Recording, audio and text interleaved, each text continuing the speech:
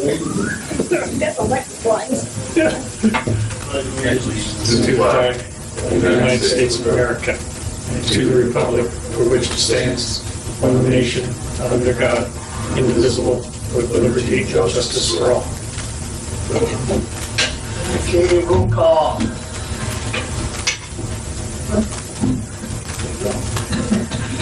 Are you ready, audio guy? Yes. Mr. Mancuso. Present. Mr. Jonas. Present. Mr. Howard. Mr. Nazigas. Mr. Bishop. Mr. Jackson. Present. We got a quorum. Thank you. Minutes, August 15th. Anybody had a chance to look it over, if there's any corrections? Make a motion to approve minutes from August 15th, 2019. Second. All in favor? Aye. Opposed? Minutes passed, thank you. Report, finance. Everybody got report from Steve this morning. Anything we need to, well, anything read, Steve, that we should pay attention to, or any comments, or? On the toll road, obviously there was some larger expenditures in August. Most of that related to some repairs and upgrades to the treatment plant. And I did go ahead and pay forward several months on the insurance. So what you see there is 4 months worth of insurance payments as well. Other than that, I don't believe that there's anything out of the ordinary. Rolling Prairie had the usual expenses. Well, I guess we did end up paying the NIPSCO bills that were back several years. So we did catch up. So you see on Rolling Prairie there, $2,700 of purchase power. Most of that's due to paying the back invoices on NIPSCO, which were not being received. Or AEP, actually. AEP.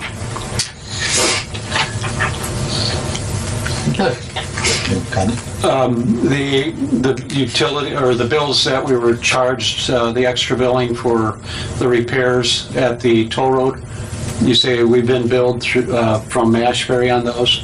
Correct. That's what was paid in August. And the one that's being approved today is just the regular contract operations agreement amount. Okay. So what we need to do is figure that amount out that was for repairs and the service that's for that period of time when they broke down, so that we can bill the ITRCC, because that comes out of the warranty. And I could speak to that, Gene. Okay. I actually have been going back and forth with Tom Asbury. He actually had intended to give us kind of an extensive list today so that we could kind of present that to the board.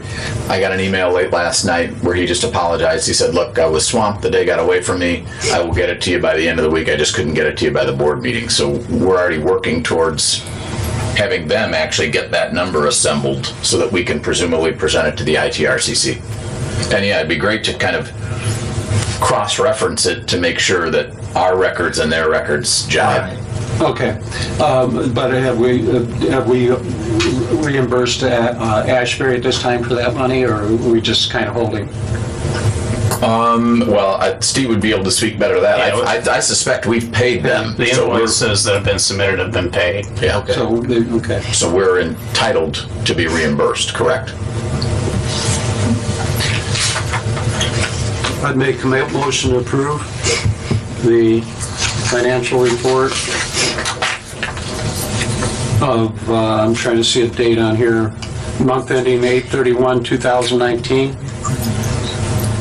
The minutes are approved, but claims haven't been. In claims? Claims totaling $11,120.63. A second. All in favor? Aye. Opposed? Aye. Motion passed. Thank you, Steve. Let's move. Any comments from the staff on anything? If not, we'll move down to public comments. Public comments. Okay. Nobody wants to talk to us? Okay, public comments closed. New business. There's the bids for the generators. You have 3 bids in front of you. I believe we have one from Harmony Gibbs, McAllister, and Mark Keys. We need a motion to what bid accept. Board members had a chance to review it, which one you like. And Tony, you may want to just indicate for the public that what each bid was, their amount. Okay, the bid from Herman Gibbs is $2,775. McAllister was $3,240, and Marquise was $5,240. Those are the maintenance, general operation maintenance of our 4 generators? I believe. 4 generators. 4 generators. Yep, 2 lift stations and 1 at the water plant, 1 at the wastewater plant. Correct. And just again, so that if the public's tuning in or watching this, if they really want to watch this after the fact, that this wasn't done pursuant to some type of formal bid procedure. The numbers involved didn't mandate that, but the board made the right fiscal move and tried to get 3 bids and did get 3 bids, so. Yeah, this is, the generators, this is a maintenance contract, so 3 bids to maintain. LaPorte has had good experience with the low quoter Herman and Getz. So I wouldn't have any qualms with approving Herman and Getz quote. I guess that's a motion. You make that as motion. I'll second it. All in favor? Aye. Aye. Opposed? Okay, Herman gets the contract for maintenance on the generators. Moving on. Chris, I'll put you on the spot here. We got a little summary from our water plant. From IDEM, there was a couple of deficiencies. Can you explain to us the deficiencies and what took place? I don't have the report in front of me, but the only deficiency was that last year we did not send a report in for significant usage to the DNR as far as the amount of water has been withdrawn from the wells, and it's not determined by how much water is withdrawn, but the size of the wells. So it's not because there was a significant amount of water being withdrawn. It was just the size of the wells determined that you've got to send a report in. Typically, the DNR asks for this information, and I did because we're not in the loop yet. So we just didn't get the information. Just a matter of me talking to the IDEM inspector and getting the right email address for the DNR and sending the last year's month of reports of how much water was used. Okay. That's the report I'm familiar with is just the total usage for each month, 12 numbers. Right. Yeah. 12, that's all it is. Pretty simple. And you could probably speak to this, is that's the only deficiency that they could find, so That's not too shabby. Yeah, it's pretty good shape. Yeah. Will it be you following up with the Yes. IDM or at Tom? Yes. Yeah, I'll follow up and also respond to the letter? To the letter, see. I will copy you, when I send the letter to the state, I will copy you on it. They've kind of gone all electronic. I think it's an email now. Right. Notice, Right, and then it's a website. There's not even a phone form anymore. Right. Yeah. When I say you, I mean Mr. Mancuso. Yeah. All right. Thanks, Chris. Any other questions for him? Everything up and running good now? Yes. Everything good? All the repairs are done from the failure of the generators? Yes. Okay. Good. Thank you. All right, thanks. Okay, moving on. New business. We have a couple failed septic systems out in Rolling Prairie area. And I know I have 2 homes out there that are in failure. I just recommended to the homeowners that they just need to continue to pump and haul because eventually the line out there. But we do have a major problem. One out there is the VFW. Gene, if you want to Yeah, the talk a little bit VFW about that. has had a couple pumps go out on their septic system, and it's literally thousands of dollars to replace those pumps. So they're quite interested in us tying into our septic system, which is a low pressure line that's right out in front. And you can talk about it a little, Ken. Yeah, you're right. I mean, our recommended solution would be to tie into the 6-inch force main that runs right in front of the building, right there in the road.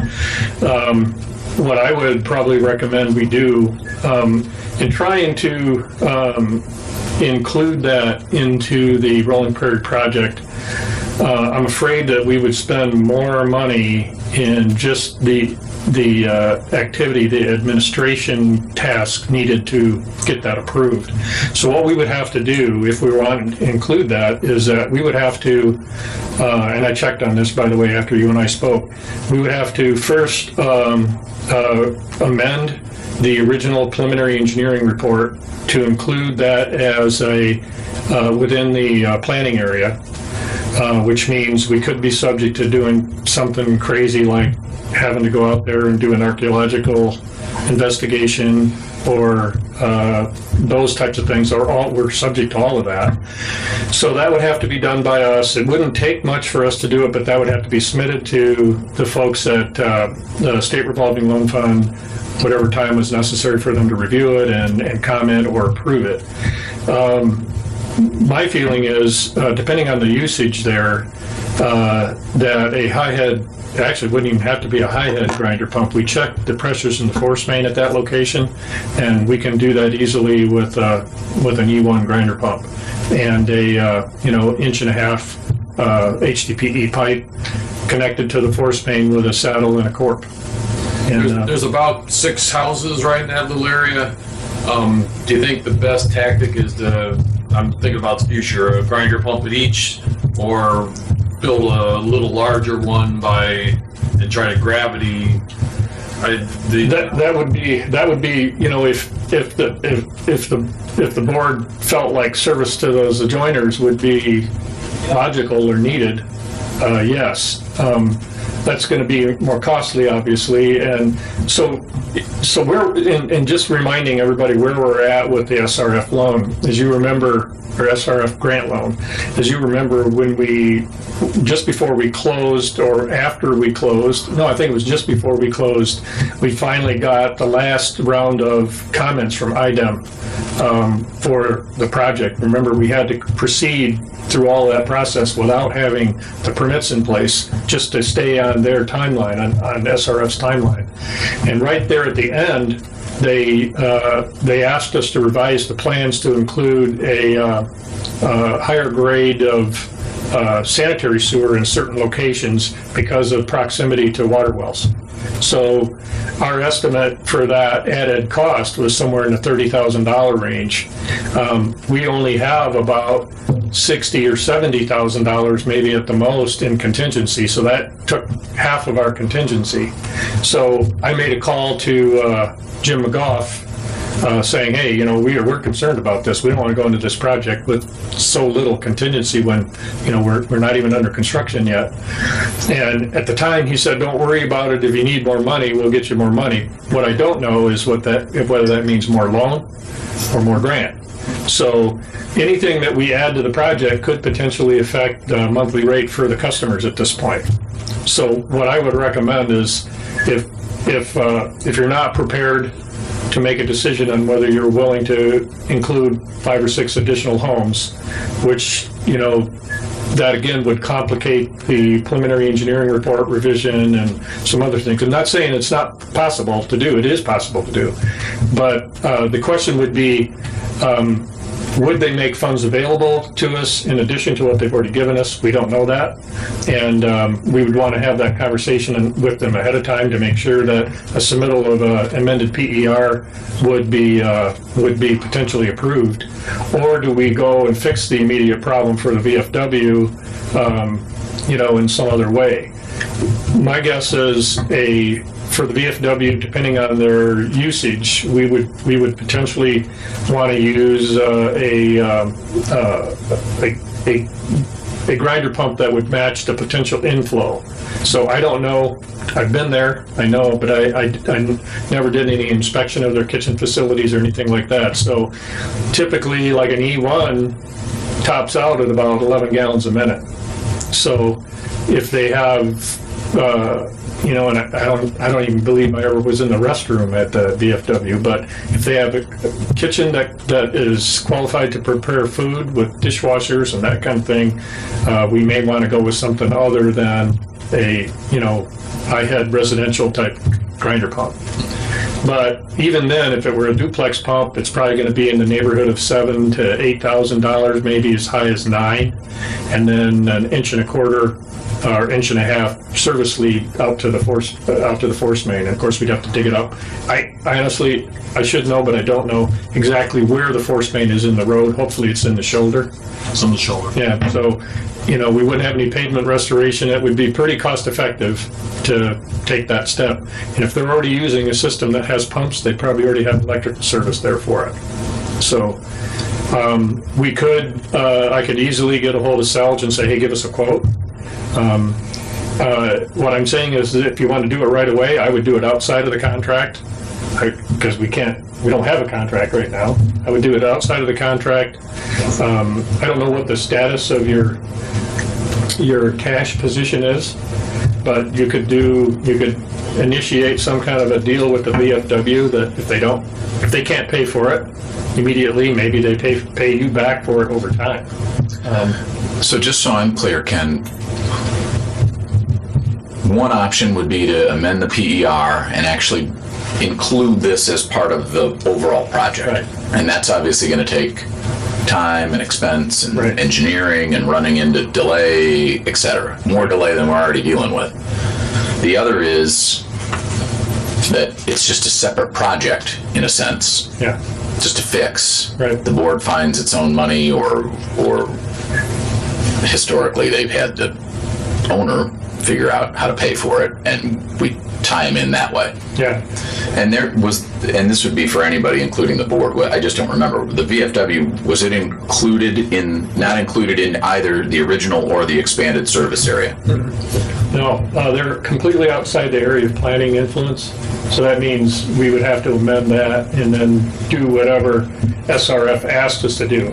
You mean if we were going to go through that route? Right. But otherwise, there's nothing that prevents us from doing it from a legal standpoint, because we have jurisdictional limits basically through all of LaPorte County, wherever there isn't.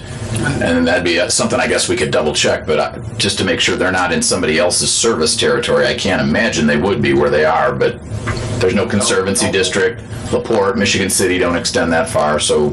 They're undoubtedly in our area. Right. Yeah, there's plenty of contractors locally that could do that. If we use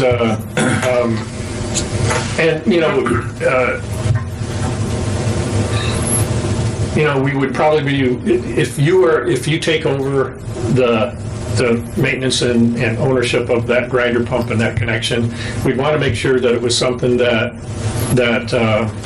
we felt could be managed with the least amount of service and necessary. We have 2 or 3 different pump vendors and manufacturers that we routinely use that are very reliable, and they're municipal grade systems. These aren't something like you put in your basement, that you can buy at Ace Hardware. This would be something that would become part of a public works project typically. We have a few of them actually spec'd in the Rolling Prairie project, as a matter of fact. So, and we feel very comfortable with that product, and there wouldn't be any reason why, even if they had to pay for it to be put in, you couldn't accept it and then put it in the project or put it in your maintenance program to take care of it. So I wouldn't see any reason why you couldn't do that. There's kind of some decisions the board needs to make. As this will be one of many, I would suspect people want to connect onto this force main. And so who buys the grinder pump, who pays for installation, who owns the grinder pump as we go down the road here? Well, let me run a couple scenarios by you. So, like in most situations where we have a district that has built a low-pressure sewer or even a gravity sewer, normally after the project any capital works project is funded and put into place, anyone that comes in after the fact, including somebody that, like say for instance in Rolling Prairie, that builds a brand new house, that we have no way of predicting where that's going to go. Normally the district would adopt a no net loss to the district type of connection concept. So that means all of the expenses of that connection would be billed or passed on to the connector. The district wouldn't pay or be expected to cover that. Number one, you don't have the funds for those kind of things, especially as a small district that's still in the startup phase. But they're required to meet a certain standard. You know, they're like, if you say, well, we do allow grinder pumps, but it's only these particular manufacturers and these particular models, and here is the standard for that connection. We want to have we want to inspect it every point to make sure that it meets our standard, and we will accept it into our district system after that. And that's pretty standard and typical. And it's a pretty sweet deal, because when you talk about the installation costs, they're not that dissimilar from a septic system. Right. And then if the district's doing operation and maintenance from there on out, that's a pretty sweet deal. Yeah. Like in that situation, we probably, you know, a lot of times we would get a separate power drop, and it would be owned by the district. The meter would be owned by the district in that scenario. If they already have a disconnect for their pumps, I'd hook it right up to their electric. Yeah, we're not talking about a lot of electricity. No. Yeah, a couple bucks a month. Couple bucks a month. Yeah. So that to me, although I really love the idea of every time you get a chance to maybe solve a problem for others, I think we have a lot tougher time trying to get that figured out as to how we would fund it, and we obviously couldn't necessarily put that on the VFW. So to get their problem solved immediately, that's what we would suggest. We did, and I just got a text from Dan Byam, our design engineer. He went back to the hydraulic model that we did for the force main. He says there's no pressure issue there. We could connect right into it. I looked at the pressures at the discharge of the pump, and they're not high enough to be an issue. Yeah. So, yeah, the whole force main, the whole route is... You know, and the fact is, Jerry, you're right. I mean, if somebody has a problem along the route of that force main, they ought to come to the district before they go build a septic system, because we might be able to solve the problem. I got 1 on 2 that's contacted me now. Yeah, I mean, and there isn't, like Barry said, you know, you're a border-to-border district. You didn't adopt a program where you can only go into sub-districts. So, you know, if you have the ability to connect them, take the customer, take the flow even, you know? Yeah, we have to make sure, and I'll have to go back and look, and maybe Jerry too, at some of the original documents when the district was created, like the sewer use district or the sewer use agreement, and maybe the contract with the city of LaPorte, and some of that spec language may be in there already in terms of what kind of waste we accept, what kind of system we'd accept. I mean, those are long documents, and no one else probably looked at in several years. I know the agreement with the city of LaPorte is tied to a map, correct? Yeah. So if these areas weren't included in the map, then that would trigger an amendment. Right. So, but in the case of... but in terms of what kind of system, what kind of pump, right. In terms of spec, making sure that anybody that would put in their own system and wants to tie in, that it is up to what our standards would be. Yeah. That there may be, again, I haven't looked at it in a couple of years, but there may be some language in there that helps us out. Yeah, and it would not be difficult for us to take a connection standard that we've adopted in other districts. Absolutely. And tweak it a little bit for LaPorte, and then bring it to the board, let them review it and adopt it, because it is a good thing to have that in place, because if you ever have to say to somebody, well, you didn't build it, we're not going to accept this, and they'll say why, you know, and it meets some plumbing code but not our standard, that could be a conflict. But that wouldn't be hard to do. We've routinely provided those to most of our districts. If you could do that, that'd be great, because I can think the next, maybe not immediately, but down the road, we've still got the whole Renaissance school issue, and that's the type of document this board would need to see is, look, you know, is that system what we want to see for a portion of our system if we'd ever consider taking it over at some point in the future? Yeah. Yeah, it's not in the sewer use ordinance, but most utilities have a separate set of construction standards that would have that in addition to, like, what kind of hydrant you use, all that sort of stuff. Right, and that's a pretty good thing. And you know, as the district becomes a little bit more mature and sophisticated as to how they provide service and how they react to requests for service, that really needs to be adopted and put in place. And then, even the potential for some update, maybe an update to your use ordinance that talks about, and maybe even the rate ordinance that talks about how you charge customers for new connections. Like for instance, one thing that I would want to think about a little bit is that the people of Rolling Prairie have paid and are going to continue to pay for that system. They made that investment. So people along that route, whether it's a commercial user, residential user, or a group of residential users, we need to recognize that that investment's already occurred and that they need to equalize. There needs to be some equalization of that investment with the new customer. So We call it LaPorte System Development Charge. got it. Exactly right. So. You're buying. So I think if we're going to try to solve this like now, what I would probably recommend is, I could easily go to H&G or anybody that has experience with low pressure sewers and say, hey, run out there, take a look at it, get us a quote as soon as possible, that type of thing. And so we can discuss it with the VFW and figure out how we're going to pay for it. I would strongly recommend just having the connector pay the cost and then dedicate the equipment to the district. That's the cleanest and easiest way. So they take care of all of, their contractor takes care of any permitting that has to happen. And when it's done, you own it and you take care of it and you start to charge them a monthly rate similar to what you're charging them in Rolling Prairie. So. Yeah, how many ERUs? Yeah, we'd have to try to get a feel for that. And so at least we get the problem, get them solved so they didn't have to go put any more money in their septic system.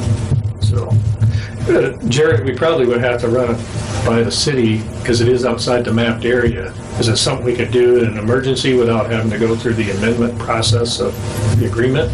I'll have to look at the map. I don't remember how the map, because the city said, okay, this is your district, you can serve it, and we agreed that that's all fine and dandy. I don't remember if the map was just a circle around Rolling Prairie. I don't either, to be honest with you.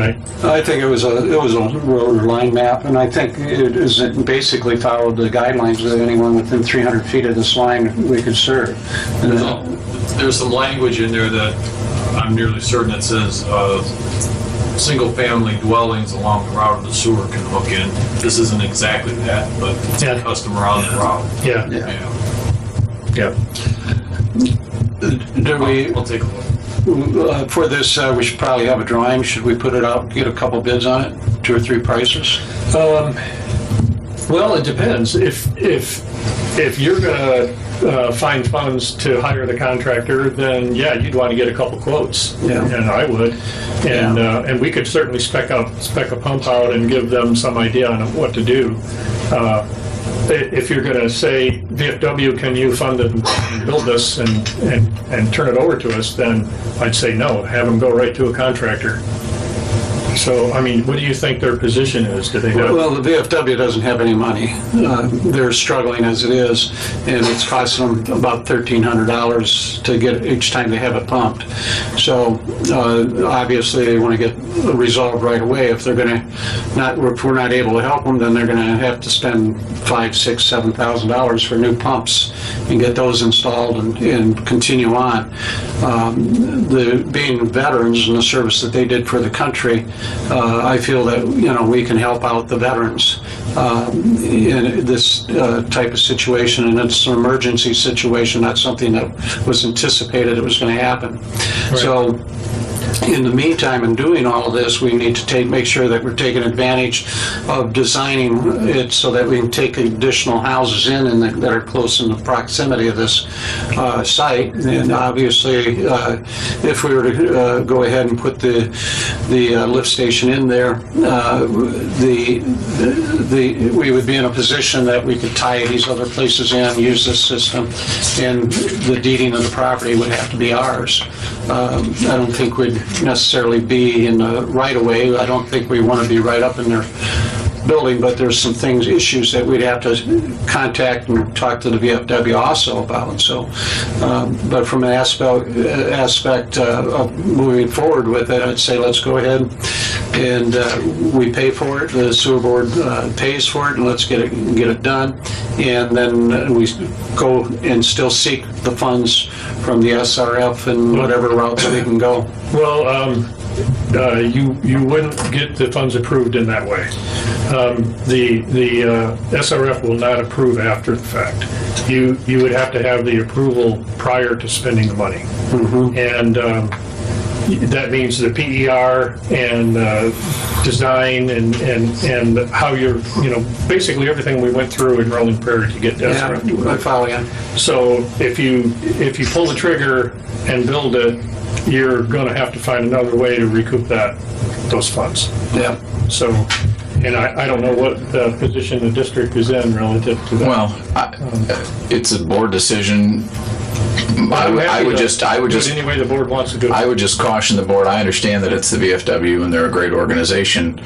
It's just you do open yourself up to an individual veteran, an individual retired firefighter, and I mean a lot of people who a church.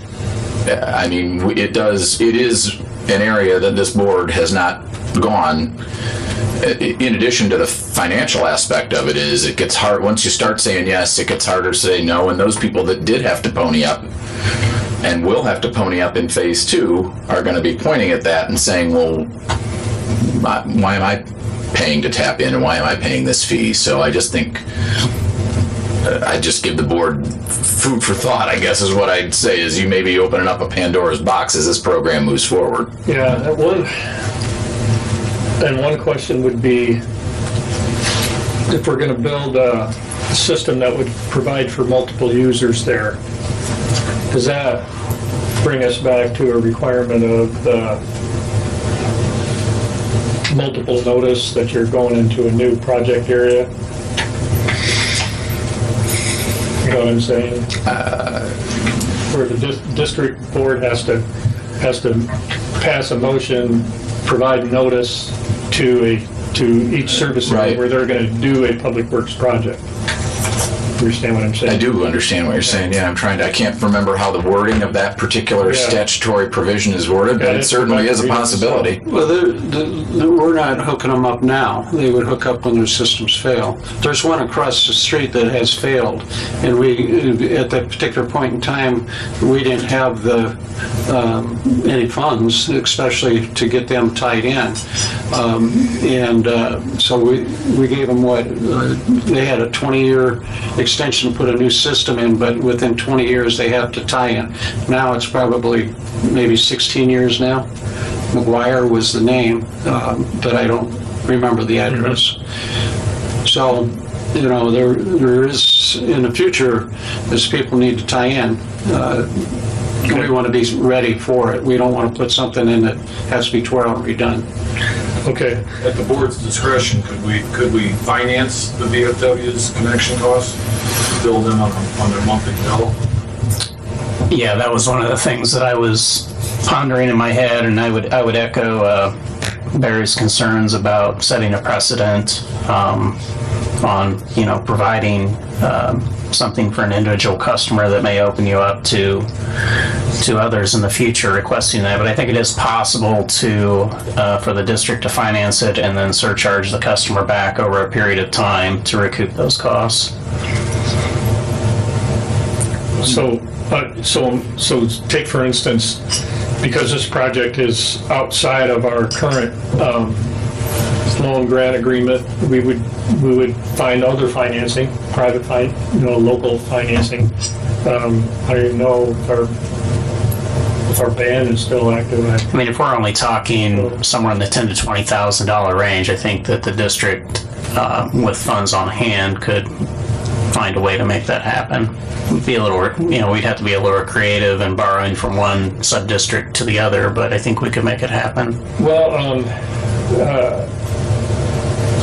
Having only looked at the needs of the VFW, I'm not sure what other areas that you could potentially include in a new lift station service area. So if we're going to go from a grinder pump to a lift station, I would probably need to have some guidance as to how many homes in that area along that strip you'd want to serve. And in that way, I could get a better idea on how to size the lift station. Well, and the other issue isn't only the amount that you could serve, it's the amount of people that want it, because as we know, we've got people now who in the first phase haven't tapped in voluntarily, so I'd hate to have the district spend an additional $15,000, $20,000, $25,000 and then have these reluctant, people along the line who say, well, mine's working just fine, I put it in 7 years ago, why do I need to change? Yeah. Well, and then you also I'm just kind of running through the scenarios in my mind too. If you aren't planning on introducing a new service area and going through the even if you were going to design the lift station for the future use, let's say beyond the VFW, you were going to serve 10 homes or 20 homes or whatever it might be. Until they hook up, we would have an operational issue with that lift station running on a very small flow, and it's not continuous. It's intermittent as to when the VFW actually uses it. So there would be somewhat of an operational issue that goes along with that. But so what I was understanding from Gene was that we would build a lift station that could serve more than just the VFW, and we would not compel connection to anyone, because building a lift station would only be one component. We'd have to build a collection system for the other homes to be able to serve them. So We're kind of hemmed in there by the railroad tracks, aren't we? Yeah, a little bit. I think what we need to do really is just talk about it a little bit, come up with a plan, see which, do a little bit of cost estimating and say, this would be about what it would take. But at this particular point, I think if we can go back and say, look, the VF, we're going to help you, maybe a little work out the financial arrangements or something like that. I think that's kind of what they're looking for. Obviously, they don't want to. We can't be in a situation where next week we don't know where we're at. We got to give them some kind of direction to say, look, we're working on it. Maybe this is the scenario that we do. Okay. Right, and I guess, Gene, if you're in contact with them, I don't think anybody on the board or we can figure out the legal part of it to get them into the system. I don't think that's the issue. The issue is the financing part and the precedent in sense. So depending on what the number is, it would be great if they exhausted, and I know they don't have $25,000 laying around, right, but they do have a piece of real estate that they could maybe run out to a local bank and get a line of credit of $15,000. I mean, I'd rather, it'd be much cleaner for the district standpoint if they had any ability to do it. If they don't, they don't. But no, I understand. But yeah. I think the big question for them is, can we get into the system, or do we have to dump more money into this dying septic system? And I think it sounds like it's probably a good idea if they come into the system. I feel confident that we can connect them. I don't have any issue with that. It's just how we're going to connect them. We're bordered in between 20 and the rail, and there's just about 6 customers in there. So I think your take of individual connections maybe makes sense. It would, and to be honest with you, if the district were going to do like a low pressure project, we'd probably do a grinder pump for every 2 homes. Which is fine. Yeah, and that would be, so what it boils right down to, if we're going to do it with low pressure, then it would be easy for us to make a recommendation for a pump that fits their needs. And I agree with Barry, the best way for this to happen would be for them to fund it and then for you to take it over. The other option would be for the district to fund it and then put the cost of that into a specific rate for that specific customer. But I do worry about the precedence that sets, because you could have the next home or the home 2 houses down saying, well, I want that same deal. And that wouldn't be impossible if the district had funds for that kind of thing Right. in the future. Right. And, But without the toll road keeping us afloat, when you look at, the financials, we lost money last month on Rolling Prairie. So that's my concern is, you're right, if we had in the Rolling Prairie account $150,000, it wouldn't be a big issue. yeah, it's at some point in time, having even adopting some program to develop a revolving loan program that could be self-funded over time for the district, so you could go out and solve individual problems when you can. I love the idea of that, but right now I don't think you're really in a position to do it. And so the first thing I'll do, Gene, is you told me to get a hold of Rich, right? So first thing I can do is kind of get an idea as to what the cost is going to be, but probably the best thing to do would be to get a hold of somebody like H&G. They're right here, and say, hey, we got to put a grinder pump in here. What's the cost going to be? And that way I'd know the number. Okay. So I'll get a hold of the guys at H&G that I know very well, and we'll send them over. We'll select a pump and say, here's the force main. Give us a cost, and when can you do it? The other thing is that I could ask Selge. I'm sure they'd say, yeah, we'll do it, but they're going to have to run over here from Niles, and if they were already mobilized, that's where I'd go. But they're not mobilized yet, so Because of the kitchen, it may be that the capacity of those pumps would be similar to the ones we're putting in phase 2. yeah. And if they could be the same pumps, that would be good. Yeah. So, And then do they have automatic dishwasher? Like a dishwashing machine? I have no ask idea them. what they have. So, And do they have a grease trap? They do have They a have grease that. trap. they probably would for Yeah. the septic system. Septic system. Yeah, left to be certain. Okay, so that's the plan. I'll move forward with that, and then And then from my aspect, what should I tell the VFW at this point? That we're basically working on a design. right. And then secondly, we're working on some kind of financial arrangement. Well, yeah, I would suggest that they figure out, Gene, if they have any ability to get. Any loan capacity. Well, because again, we're not talking about, I don't know how many members they have, for example, but I've been on enough nonprofit boards that have situations where Cash call. well, not just cash call, one was a learning center for disabled kids and the roof failed, and actually Ton and Blank did a huge favor and put pressure on, I don't know whether it was Horizon Bank was great, and everybody kind of rallied because it was a good cause, so, and then they paid it off, because they're going to pay one way or the other, right? They're going to pay us X amount per month, or they're going to pay someone else X amount, or pay a lender. Yeah. And just from a clean standpoint, I'd prefer it be the lender. If they just can't do it, then I'm certain we can probably figure out a way to get it done. Okay. I'll get back with them. Okay. Sounds good. Old business. Any old business? The only old business I know is what's happening, Barry. How many days has it been? Yeah. It's been too many days is the answer for the litigation to wind on, and Ken and I were talking about it before we started. And up to the point, really, of when we filed our motion to dismiss, everything had been going along kind of in the time frames that we lawyers are used to seeing in a normal court. You have so many days to respond, so many days to then respond to the response. And I think in talking to Steve and Catherine, the two attorneys, they think that, again, the time limit was 90 days before we're going to get any action from the administrative law judge, which kicks us into early November, sadly. Now, the other good news in talking to Ken is our contractor at this point probably couldn't mobilize.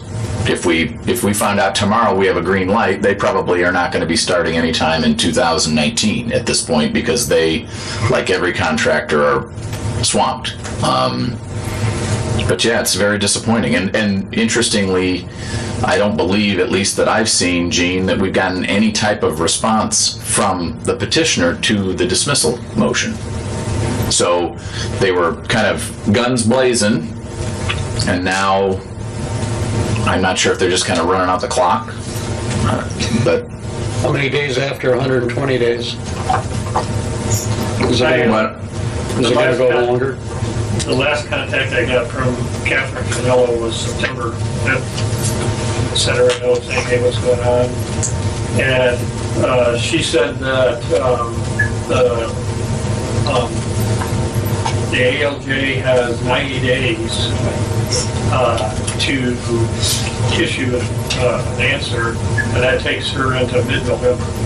And that then she did say, we've been asked for advice not to contact her. Otherwise, we risk an adverse response. I can't really believe that happened. Really strange. Yes. yeah, that sounds odd, because that administrative law judge was really user-friendly and kind of encouraged, kind of made a point to say, look, this isn't like a normal court system where, they're bogged down with so many cases. They're a lot more user-friendly, but maybe she's getting that from another case. Yeah. And just doesn't want a repeat performance where lawyers are, emailing and calling every week, I guess. I don't know. The one question I never did get answered is whether the appellant actually filed a response to the motion to dismiss. To my knowledge, the answer is no. Yeah, so. That's what I was getting at with Gene. I've not. Like automatic. So. Right. Yeah.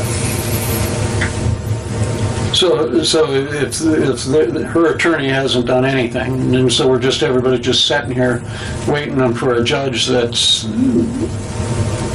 past the 30 days that she originally had, right?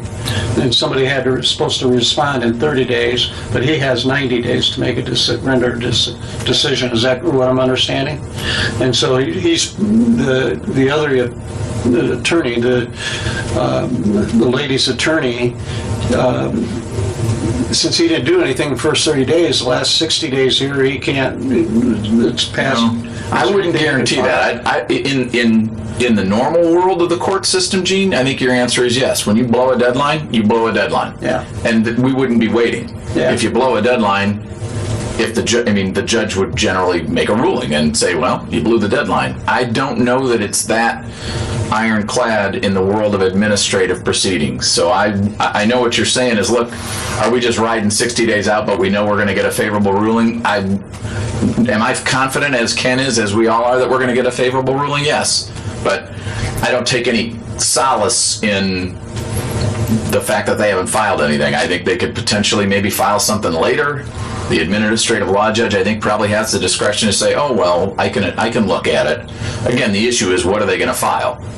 I don't see any reply that could overcome what the statutory burden is. And again, a good example of that was the fact that the appeal that they did file didn't meet the standard, and the judge still accepted it.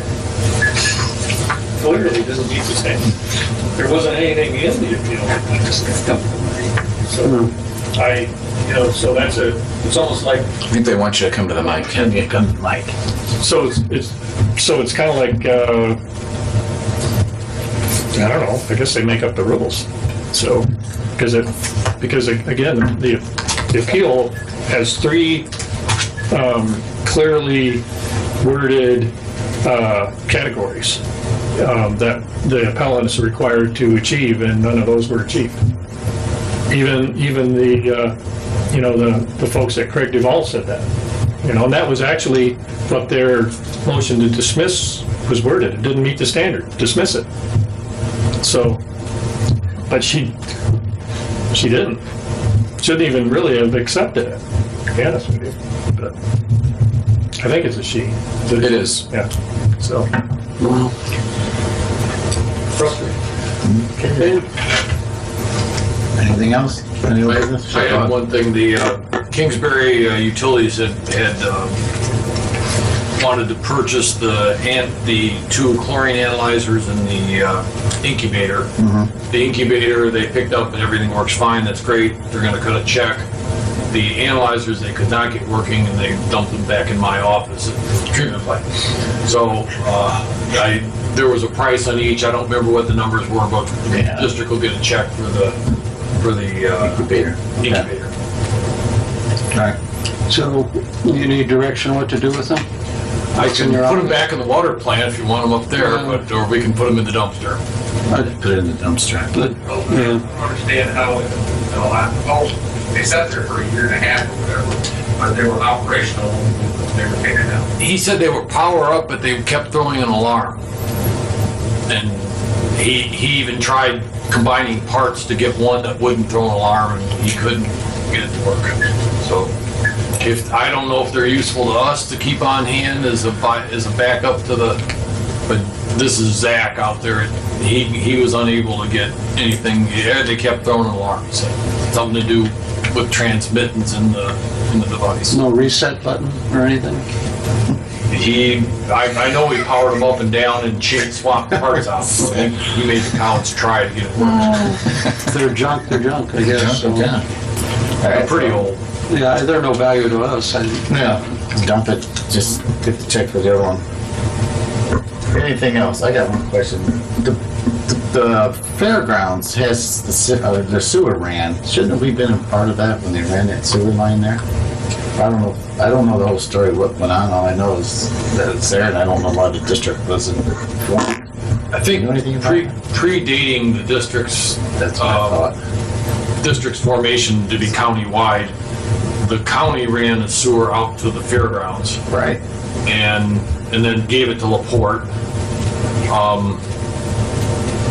So now there's sewer service out on the fairgrounds. Mm-hmm. The houses in between might be a question to talk about. It is the city's sewer, but we haven't said we're going to serve those areas on either side of 18th Street, Sunnyside and all that business. So, but the city of LaPorte considers the part within the fairgrounds, it's part of its sewer system. that's a good question. I mean, who builds them? Yeah, We build them. Okay. And we definitely consider the water and sewer system out to the fairgrounds. Right. And you get the money because it's your system. You're maintaining it. Yep. I don't know. I mean, this board hasn't been. You're right. We haven't been involved in any of that. So I don't know what the details so of that. I'll get involved through the health department. Now I'm also getting through the district. I didn't know nothing about it. I knew it was there, but I didn't know it was all ran everywhere now.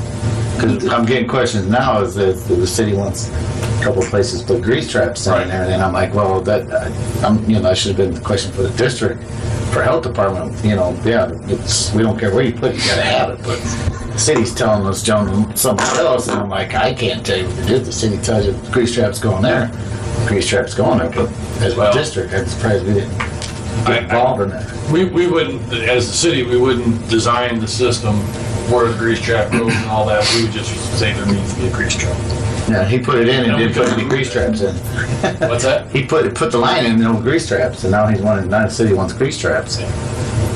Didn't they, wasn't the county, didn't they pay for it to get out to the county, old folks' place? They did, and then they kind of just ran sewer all over the fairgrounds without any plans At that same time? No, much later date. It's later. Were we in existence at that date?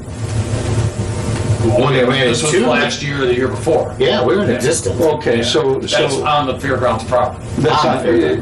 but up to the fairgrounds We weren't in property, existence. that was major moves money that the county did, and Could be, I don't know. yeah, that's where that came from, I'm pretty sure. And then, so in the last year or two, the city of LaPorte has run it to the fairgrounds. No, quite a decade ago or so, the county paid to run the sewer out to the fairgrounds, and then in the last year or two, that sewer has been extended within the fairgrounds property. In the fairgrounds. In the fairgrounds property. Yeah, it's owned by the county also. It's going to the church now, all the churches where the halls are. Right, The new building that's going up, and who's funded or paid for that? the county. The county has paid for that. Sure. Yeah, then Wonder where they got the money. But anyway, that I would think would be ours then. so I The city has That's not last year or two, up to the count. Well, Yeah, but if isn't that within, I mean, I don't have a clue, is the first answer, because none of us have been involved in what I know have been a lot of negotiations and configurations between the county, the old fair board, the new fair board, I mean, there's a whole lot of work that's been done that we haven't been a part of, so. Well, we jumped all over 421, Michigan City there. So 421's different, but I mean, if this is a line that the county put in before we had jurisdictional limits, and the only extension has been within that given property owner's property, and in light of all the work that it's done, I mean, if you want to wade your toes into this mess, different though than the issue of what Jerry brought up, which is if people along that line hooked up, want to hook up, that's a whole different story. Then, Gene, I'm on board. That seems clearly to be within our jurisdictional area. Yeah, with your service area, Jerry, for the city of LaPorte, is that in your service boundary? Do you know? Well, that's a good question too, Gene. Yeah, Because I know, like down to the airport, all that line that you just put in down that direction to the airport. yeah, but that's all city limits. Right, Yeah, that was all. city limits. Yeah. I don't know if our ordinance the ordinance that said where will serve and not serve address the fairground. Because if it's in your city service area, then it is yours. But if it's not, then it's ours. Well, from where I sit at my desk out at the treatment plant, I've always thought of the fairgrounds as a customer, and the city owns the sewer out to that a customer, and then what the a customer does on its site, I want some oversight because I want to make sure they do things right. Yeah. But that's just the customer running sewers in their property. in their property. And And that's what they did. Yeah, that's kind of how I view it. Okay. Well, Any other- look at a service map. Old Yeah, business, maybe yeah. Jerry, at least if you could take a look and see if you could find kind of that historic service map, because if you're right, if even though it's outside the city limits, it's within their service territory, then we're done. Yeah, that's Well, one thing I can say is when that sewer went in on 18th Street, there was a study done to say what could be served by it. And that's kind of an interesting map, especially now that we're a countywide sewer district. Now, the only other thing past the service area would be as if there was something that was in writing that you would take care of so many feet outside the boundary. Yeah. Or there was a contract at the time the line was extended between the city and the county that specifically talked about jurisdiction, or if additional people tap in, when you do a private sewer agreement, sometimes if you put up the front money, anybody that taps in subsequently starts reimbursing you, so. There was such an agreement. We negotiated back and forth, and our attorney went multiple times to try to get the county to sign it and finish it, and it never happened. So there is an agreement, but it never got completed. As I was saying, a bit of a mess that we don't, That's it, connection fees, all that sort of stuff. right. Next meeting. All right, next meeting, what we'll do is, the 3rd is in 2 weeks. Like we always run into, it's hard to, I could say the 10th meet, but the room could be taken. I don't know if we should wait till the very end of October, because I think the month of November, I don't think we're gonna be able to get neither one of these rooms, because they're gonna have the election, that's election time. And then comes Thanksgiving, of course, so we might be wiping out November, so I don't know if we wanna wait till the end of October. Do we have business to take care of, or?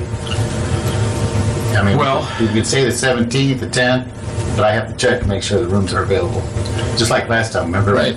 We had it scheduled a week ahead. I would recommend that you at least throw something down on paper. Throw something We down can on always, paper. if there literally was no business, if we didn't, if there just was no business, we can always cancel a meeting, but I would rather get something set on everybody's schedule Why don't here. we do 17th? That works for me. The thing with you say the 90 days is Mid-November. November, like 15th or something? Correct. Okay. But again, I have no problem if we get a ruling either then or before then, and we want to then award the bid and get rolling. I don't think there's any problem with having a special meeting. We can do that. Absolutely. Okay, let's say the 17th for now. We'll go from there. Need a motion to adjourn? Make a motion to adjourn? Second. Motion adjourned. Thank you.